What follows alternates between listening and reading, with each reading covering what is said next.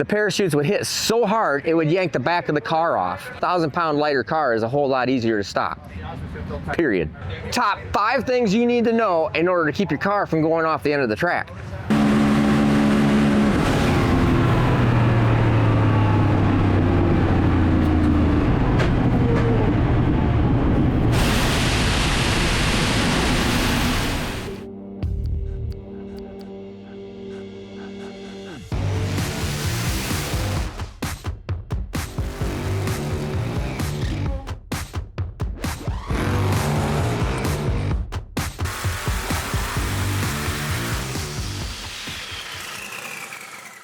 Alrighty, so got on the phone right away with a couple different people. Got on the phone with Doug Cook at TBM Brakes. Said, what the heck is going on? Here's exactly what happened. Here's what I did. Because if you recall, no brake, zero brake. You see me pumping the pedal, nothing, zero brake. Okay, go off the end of the track. But we pull the car out of the sand, and the brakes all of a sudden work again, and I'm stopping the tow vehicle with the car. So talking with Doug, and here's the number one thing you have to do that I did not know, that nobody seems to know, is change your brake fluid all the time. Number one thing, bleed it, then next race bleed it, then next race bleed it. You can't bleed it too much, quite apparently. So what it does is, it is keeping fluid fresh in the system. So I hadn't bled the brakes since we put the big rear end in the car. So it's almost a year and a half ago or so. So because they act the same, they always do the same exact thing, and, you know, they always suck. But I mean, suck compared to like road race car. I mean, suck compared to your brand new Corvette or something. I mean, they're drag race brakes. So I just kind of was figuring, oh, that's just kind of the way they are. But you know what? They're not. So always keep bleeding the fluid, because the brake fluid is hygroscopic, I think that is the correct word, which is it absorbs water out of the air. Somehow water gets into the system, even though it's sealed. You think it would never get in there, and it does. So apparently the belief is what happened is it just hit a spot, got hot, steamed, put an air pocket in it right at the perfect time, right at that moment. It never came back. It is what it is. Because I had brakes during burnout, brakes during backing, brakes during staging, just hit it, and everything was just right. Now there is a little bit of, Doug did say there is a little bit of something according to the master cylinder being on the floor, because the master cylinder is lower, and the something about how the fluid moves through the system and possible air pockets and whatnot. But bleeding it, keeping fresh fluid in all the time is the number one thing to do. All right, so the number 2 thing that is very important, especially when the master cylinders are down low, like what it is in a lot of these real fast cars, because the master cylinder is right on the brake pedal, is these little red check valves. I did not have these little red check valves in the system. So I did not have these red check valves before, because the TBM brakes in particular, and a lot of other brake systems, they have the calipers have a little bit of spring load to release pressure on them. So there's no pressure, so the wheel goes wing, spins like crazy. Problem is you got to go pump, pump, pump, and you have to pump it a few times. Now, I was always pumping this car about 4 to 5 times before I built up enough brake pressure fluid to stop. Now, I know, doesn't sound cool. Now, after we cycle new fluid through it, bled the crap out of the brakes, you see us doing that, put the check valves in there. Now it is one pump, and the brake is better than it's ever been. So very good. I mean, just stops right there. So significantly better with the check valve. So that's the number 2 thing you need to have, is this anti-flow back check valve. So TBM has those things too. Then, third thing, which I did not have wrong, but I actually had right, would be you need to have the proper pedal ratio for your master cylinder. Now, this is given that you have the right master cylinder on already, but so we'll kind of tie it in with the number 3 will be right master cylinder size for your system and the right ratio arm for the system. So we'll combine those into 2 things.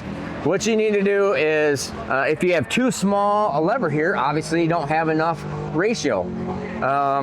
So the pedal, you'd have to push too hard to make the same amount of brake pressure, et cetera, et cetera. If the bore on the master cylinder is too small, you don't have enough fluid to fill the calipers, basically, okay? So in that whole respect, your number 3 thing is the right master cylinder, right ratio. Call TBM Brakes, talk to those guys about, hey, what do I need in order to stop my 6-second car, my soon-to-be 5-second car, from going into the sand at the end of the track. You got to be able to stop these things. And we drive these things all the time, and driving brakes it's kind of bad. I mean, I pull a freaking trailer with this thing that weighs 1,500 pounds, or almost 2,000 pounds actually, and that doesn't have any trailer brakes. So I'm just stopping the brakes on the car. I'm actually looking forward to it now because they're so much better than what they were before, because we also bled them more properly. So that is the top 3 things on the brakes. Now let's go to parachutes, because that is something critical. Now you're gonna see here, parachutes were out when I went into the sand. So just something else I didn't know, as I have continued to increase speed, I just kind of thought some things went along with it, like cars just are harder to stop. You're going faster, they're harder to stop. I was wrong. All right, so let's go back here. Top 5 things, we're on number 4. Let's go to parachutes. What it takes to stop your car. You're gonna see right here, parachutes are out. I'm pumping the brakes. I go off the end of the track because I can't make the corner. The car's going like 40, 50 mile an hour still at the end of the track, all right? Now, you can see the car, the brand new chutes deploy,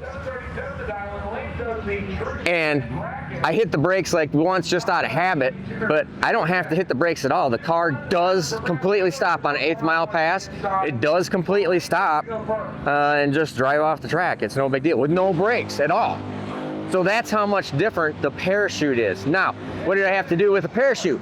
As we continue to increase speed, the original parachutes that I have for this car were quite literally too small. Point blank, they were just too small. And so I called up Stroud. We were gonna put these great big, the great big top fuel chutes on there. Had people calling me up, says, hey, you can't do that. If you put 2 of those top fuel chutes on there, remember this one, this is kind of interesting. 2 of these great big top fuel chutes, which I think are like, I don't know how big a diameter, they're very big. It is a pretty good likelihood that you could separate everything off the back of the car. The parachutes would hit so hard, it would yank the back of the car off, quite literally. They said, you're gonna regret doing that. So I called up Stroud and I said, hey, here's where I'm at. And they go, oh, give us your serial number on your parachutes. So I give them the serial number on my parachutes, the old ones on it. And they go, oh yeah, no, that's too small a parachute for how heavy your car is and how fast you're going. Now, the heavier your car, the more parachute you need too. But the heavier your car, the faster you're going, the harder the parachutes deploy, the more pull it gives it on the car too. So trying to stop a 3,600 pound car, which this weighs 3,645 right now. So this car weighs 3,645 compared to a car that's 1,000 pounds lighter. A 1,000 pound lighter car is a whole lot easier to stop, period, okay? But Stroud tells me, he goes, yep, that is the wrong parachute. When did you get those parachutes? I said, you know, this was quite a while ago. It was back when I was going slower. Yeah, no, you're not gonna be able to do that no more. So they set me up with this parachute, which is the common parachute in Pro Modified. So this is the Pro Modified 40, it's a 430-10-30 parachute. Now, things to learn about that. So this number 4 thing is make sure you have the right size parachute for your application. A lot of the bracket race cars, especially 1/8 mile slower cars, they don't even bother pulling their parachutes. They just rely on the brakes. I don't care, whatever. But they don't really have the right parachute. So sometimes I think people get in the mindset that, oh, it's got parachutes on there, it'll stop. Nope. No, it really don't. You need to have the proper sizing parachutes.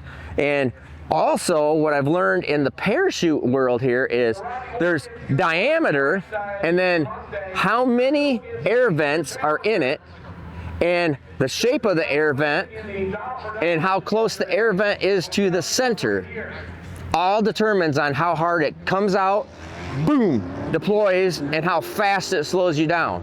So there's a lot of science right there.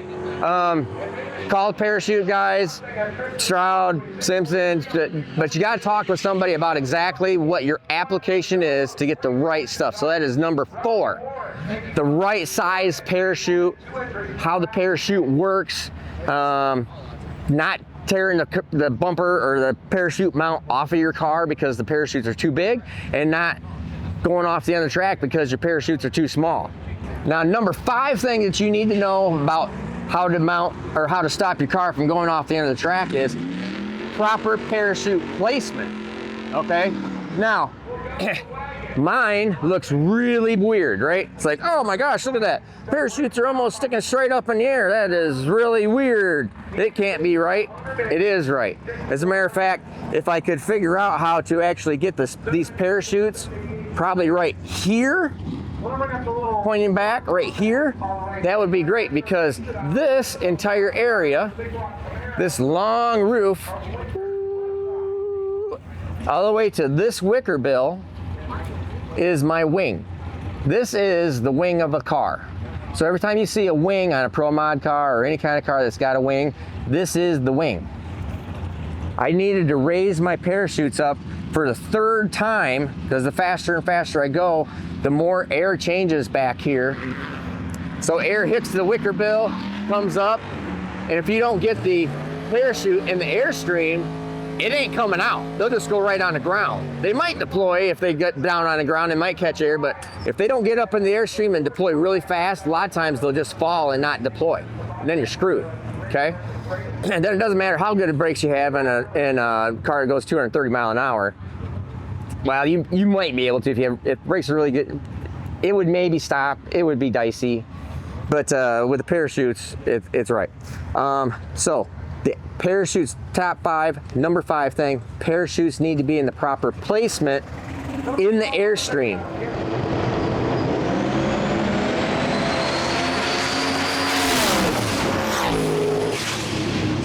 Don't aim them too low. Don't make them look cool like they're gonna shoot straight out the back. They need to go up into the airstream. Make sure they are going up. Figure out where your wicker bill is, where the air is coming from, so they go up and into that airstream and deploy. All right, now, as I've added, just a side note, as I've added wicker bill, this little wicker bill, because this whole thing is my wing, right? This little wicker bill, this car will not go over 200 miles an hour without feeling like it's on ice without this wicker bill. With this wicker bill, it feels, so far, I mean, at 230, it feels like $1 million. I mean, it's like, cool. I guess we'll see if we continue to go faster and faster, we might end up having to add a little more wicker bill or do something different with this. But this thing adds so much downforce to the rear of the car, it's amazing. This, air comes through here, hits this, literally goes boom, hits it. When it hits this, it pushes the car down, but it disrupts the air from the parachutes, making the parachutes not deploy. So that's why I've changed the parachute angles and height of launching. So there is your top 5 things in order to keep your car from going off a track. Brakes. Bleed them, bleed them, bleed them. Get rid of the fluid. You can't bleed them enough. The check valves. Need to have the check valves in there. It helps it so it doesn't have too many pumps. The 3rd thing there is make sure it's the right size master cylinder, the bore, and the proper ratio. I don't know what system you got on your car, so I'm not telling you which one to get, but I can tell you for sure, bleed them, run good fluid. You run the 5.1 fluid, run the check valves, and then the rest of it is whatever your brake system is on your car to make sure this is a proper system to stop your car. Don't cheap out on it, you're gonna regret it. Then you have number 4 thing is the right size parachutes. I did not have the right size parachutes on the car. It started to exceed it. They were only a 200 mile an hour shoot and even marginal there. You know, is what it is. I wasn't doing my due diligence on that. And then the fifth thing is make sure the parachutes are mounted properly in the correct airstream so they deploy properly. 5 things that you're going to do to save your car from going off the end of the track. So anyways, if you like this kind of series where we're doing the top 5 or top 3 of some kind of topic, let me know. If you leave a comment below, if you'd like this here, I'd like to know the top 3 things of tire size, turbo size. I'm working on turbo size right now and having some issues with that. If you watch some other upcoming videos on this particular race. Working on a lot of stuff. I will do some, you know, top 5 things or top 3 things that you need to do. I'm also thinking about doing a top 10 things you need to do to become a world-class engine builder. I'm still hunting around to become that top-class world engine builder, but we'll see. But anyways, let me know what you think, and if you'd like to see some things, you know, maybe like, oh, I'd really like to know the top 3 things I need to know about bearing clearances, or the top 3 things I need to know about compression ratio, whatever. Leave a comment below. So anyways, like, subscribe, make sure you're subscribed, hit the little notifications box, and I appreciate all you. Have a great day.